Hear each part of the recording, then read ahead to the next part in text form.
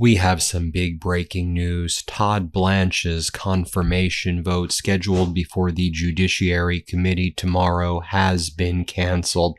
Let me repeat that. The Acting Attorney General Todd Blanche's confirmation vote before the Senate Judiciary Committee scheduled tomorrow has been canceled. To be very blunt about it, Todd Blanche does not have the votes as of right now. There are two Republican holdouts, and in particular, one Republican holdout who has made it very, very clear why he is not going to be voting for Todd Blanche as of now. The other one, a little bit more wishy-washy, but Senator John Cornyn of Texas is actually a former Texas Supreme Court justice. He's a Republican senator from Texas. Donald Trump screwed over Cornyn and said that he was endorsing Ken Paxton for the primary in Texas. And then Cornyn lost the primary and lost his job. And Cornyn, since losing his job, I mean, he's there for the remainder of this congressional session, though, has been more outspoken against Donald Trump and this despicable Trump regime. And Cornyn made it very clear that he wanted to see something in writing from Todd Blanche confirming that Donald Trump's slush fund for the January 6th insurrectionists was formally eliminated, and he wanted it to be done in writing, that it was voided, and also Trump's super pardon for himself, where Trump had entered into basically a settlement agreement with the Department of Justice, with the IRS, and with the Treasury Department, never to conduct any audits on Donald Trump. Cornyn wanted to see something in writing that would be voided as well, because in the settlement agreement between Donald Trump and the government in Trump's ridiculously frivolous lawsuit against the government, it said the only way the settlement agreement could be voided was by way of a written instrument. So that's why Todd Blanche and all these DOJ officials have been willing to make oral representations that they were no longer going to be enforcing the settlement, but it needs to be in writing for it to be formally voided. And Cornyn, a former Supreme Court justice in the state of Texas, said that he needs to see a written instrument, and there hasn't been any written instruments. And until there is one, he said he will not confirm Todd Blanche. So the nomination right now appears to be derailed, and the confirmation hearing that was going to take place before the Senate Judiciary Committee tomorrow, that has now been canceled. It's been postponed. And just so you know, it's a two-step process. So first it has to get out of committee, the Judiciary Committee, and then it would have to pass the second hurdle, which would be a vote on the floor of the United States Senate. Right now, Todd Blanche's nomination can't even get out of the Senate Judiciary Committee. You see right here, the Senate Judiciary Committee posting notice moments ago, notice of committee's executive business meeting postponed. And it says that the Todd Blanche to be Attorney General of the United States executive business meeting, that's where there would have been a markup and an initial vote, whether or not to send this out of committee for a floor vote, postponed. Big, bold, red letters, postponed right there. And a little bit before that announcement was made, Manu Raju of CNN caught up with Senator Cornyn of Texas, who's on the Judiciary Committee, which is chaired by like 93-year-old Chuck Grassley. And he asked Cornyn about, what are you going to do here? And Cornyn made it very clear. It's like, look, all they have to do, all Blanche and all Trump have to do is just put it in writing in a declaration that the settlement agreement between Donald Trump and the federal government, based on the lawsuit that Trump filed for $10 billion, again, the frivolous lawsuit, like 7-8 months ago, just say the settlement agreement is voided in writing. That was Cornyn's red line. Tillis said that he wanted Blanche to meet with the Epstein survivors, but when Blanche met with the Epstein survivors, he was rude, abrasive, he was yelling at them, get to the point, and all the Epstein survivors said that he further traumatized them by his abrasive and despicable behavior. I'll show you in a moment what Cornyn had to say, but this is what Chuck Grassley said. Again, he's the chair of the Senate Judiciary Committee. And here's what the spokesperson for the Senate Judiciary Committee said. Chairman Grassley works to set President Trump's nominees up for success in committee, not failure. Senator Cornyn and Tillis want written assurances from the Department of Justice regarding the Trump IRS settlement. Tomorrow's markup is postponed as work continues to secure sufficient support in committee to favorably report Attorney General nominee Todd Blanche, who is highly qualified for the job. He's definitely not qualified for the job, and there's so many other disqualifying factors other than him signing this agreement or signing a written instrument saying that the settlement agreement is voided. But that's the red line that Tillis and Cornyn have set. Let me show you what Cornyn said a little bit before we learned that tomorrow's Judiciary Committee was postponed, and thus the nomination was postponed. Here's what he said when Manu Raju was asking him questions, and Cornyn's like, I don't know. Do they think they can roll me? Trump won't be able to roll me anymore. Here, let's play this clip. I know. But, so we looked at the statement from DOJ. They said that they had sent you this request, this proposal. It was not responsive. And what do you mean by that? It's not responsive. I mean, it did not cover the audit issue or the scope of the release issue. That's what I mean. Why do you think they're not getting a message from you? Maybe they think they can roll me. Can they roll you? No. At this moment right now, it's about an hour and a half until 4 p.m. You're currently a no. I think Senator Grassley's telling me that we got to know by 5 o'clock whether the 5 or 4. 5 or 4. Now, here's more of what Manu Raju and others in the press were asking Senator Cornyn right here. Senator Cornyn made clear that the DOJ has not resolved his concerns about the $1.8 billion weaponization fund and the waiver of any audits or criminal investigations for Trump's taxes and tax evasion or potential tax evasion. Cornyn said, I feel a lot more independent right now since Trump endorsed Paxton and screwed over Cornyn. On Trump thinking it's about revenge, Cornyn said, it really isn't about revenge. That's not really true. I definitely am able to feel more independent, and it's really basic. Just sign a written instrument that says that Trump doesn't get to waive all future audits and that there is no January 6th insurrection fund / fund for the insurrections. And I'm good.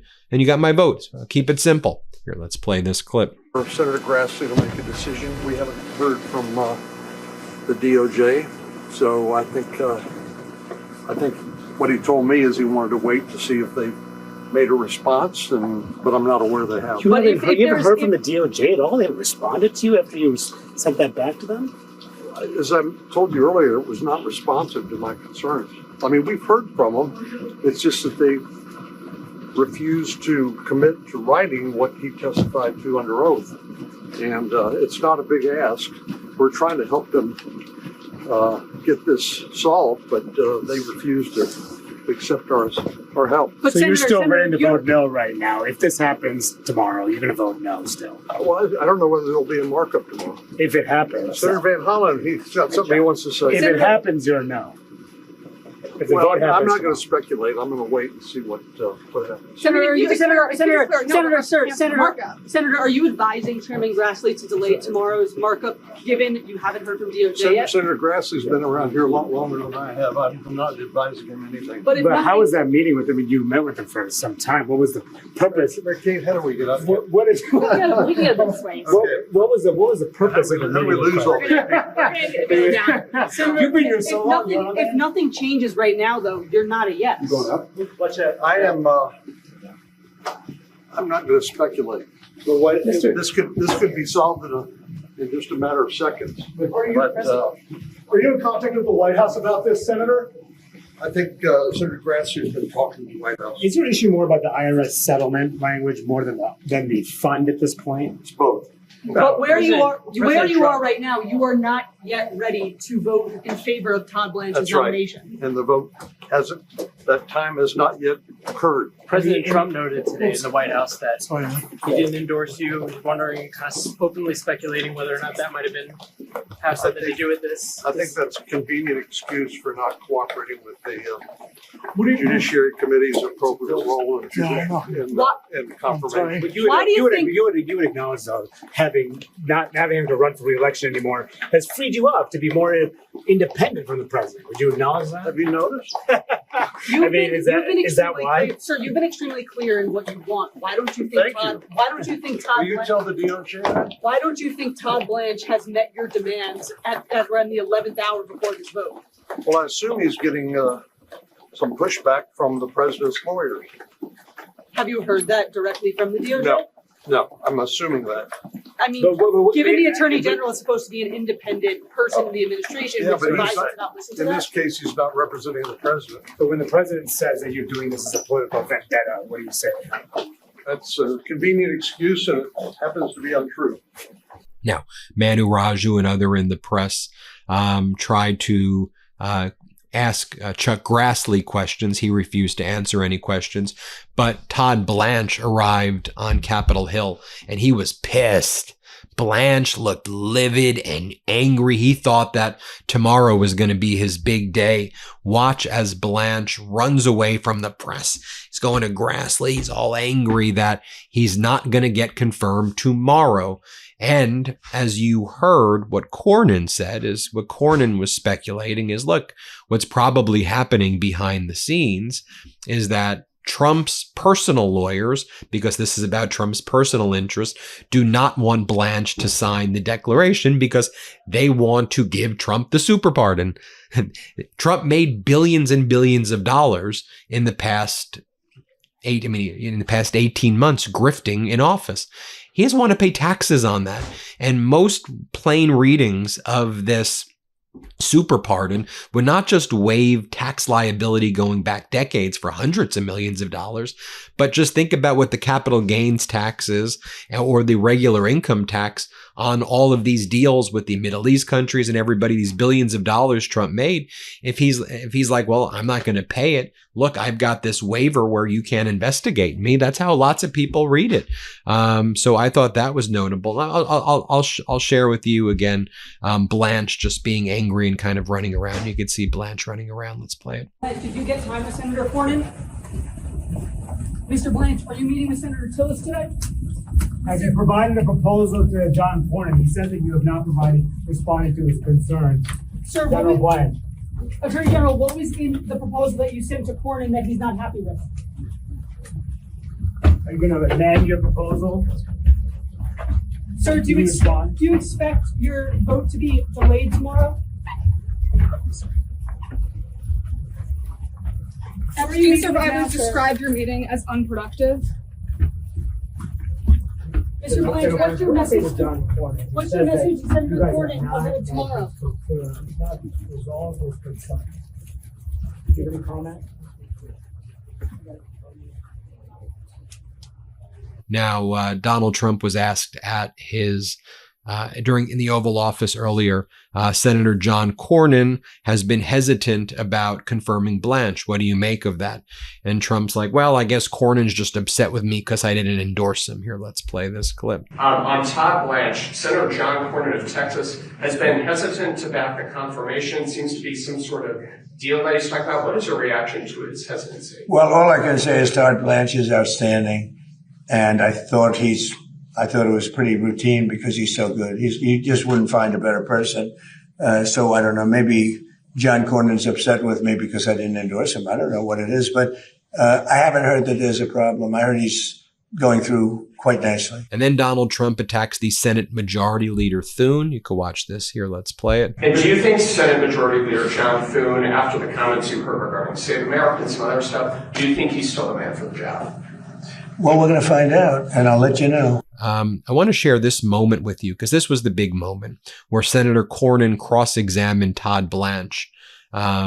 This was on July 15th during the confirmation hearing, or not the during the original hearing on Blanche. This was obviously before the vote when Blanche came in and he was asked questions. Here was Cornyn's question. Cornyn went in with the strategy. Let me show you what went down here. Let's play this clip. But let's talk a little bit about the settlement agreement and the release. First of all, I believe you have said that the weaponization fund is a moot issue. Is that your position? Yes, it is a moot issue, meaning there is no weaponization fund. The weaponization fund is dead. It's not moving forward. Well, I would refer you to the settlement agreement. Do you happen to have a copy of that in front of you? I do not. Okay, Senator. well, you probably know what's in it. I'm familiar with it, yes. I'm sure you are. On page 4, this settlement agreement may be modified only upon the written agreement of the parties. Has there been a written agreement of the parties to modify the settlement fund?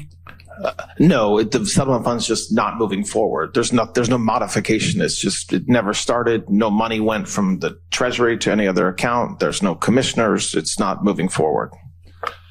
Well, so the settlement agreement remains as it was originally, but I hear what you're saying. Is the settlement agreement enforceable as a contract by the parties? Well, yes, it's an enforceable document. So I suppose if President Trump's counsel sought to enforce it, they potentially could, including the weaponization fund. Well, they could try to enforce the contract. They can't force the Department of Justice to move forward with the weaponization fund. They could potentially say that, I suppose, that we breached by not moving forward. They haven't done that, and I'm not aware that they're planning on doing that. Like I said, Senator, and Senator Durbin talked about this, but I've talked extensively with you and other colleagues about potentially codifying so there's no weaponization fund, which is certainly something that could be done. And I wasn't meaning to insult this body, but just that in response to questions from senators about whether that could be done, we very much are okay with that. But just to be clear, the President of the United States, who is a plaintiff in this lawsuit, has not agreed in writing to delete the weaponization fund, and there's no guarantee that he or one of the other plaintiffs might raise that issue by way of a lawsuit and a breach of contract lawsuit in the future. Well, Senator, the plaintiffs have no power over the fund. The fund was administered solely by the by the 5 commissioners and through the Department of Justice. So no, they don't have any power with respect to the fund at all. I suppose they could bring a lawsuit and then we would litigate it. But even if we were litigating it, there's no fund. So the results of such litigation, whatever it would be, wouldn't be a revival of the fund. And just so you can hear for yourself how some of these Epstein survivors who were there felt about Blanche's meeting with them, here is an Epstein survivor talking about what Blanche did to them. Let's play this clip. When you say he was condescending, can you give us an example? Yeah. I mean, he actually said the words, "get to the point" to us. We're survivors who've been waiting to meet with him for 9 months, 8 months. We've been asking for meetings. And he very much said, can you get to the point already? Like, what are you getting at? Right. So to treat us with that sort of, there was no integrity. There was no, understanding that he's dealing with the largest sex trafficking ring that we've seen in the U.S. ever. Instead, it was like, you have an Epstein problem, right? There you have it, everybody. Let me know what you think about all of this. No vote tomorrow. No vote coming out of the committee. Postponed. Big news. We'll keep you posted every step of the way. Have you got your copy, by the way, of WTF America, the MeidasTouch book? I think we have a QR code either there or there. Anyway, click the QR code wherever it is. Pre-order it right now. It helps if you pre-order the book versus wait until October. It lets us see where the books are being bought to decide where are we going to do our book tour. And so if you can, pre-order it right now if you can. Thanks everybody. We appreciate it. That's big breaking news right there. Breaking news right now. My brothers and I wrote a book. It's called WTF America. And well, doesn't that just say it all? It comes out officially this October, but you can pre-order your copy today. Just scan the QR code or click the link in the description below.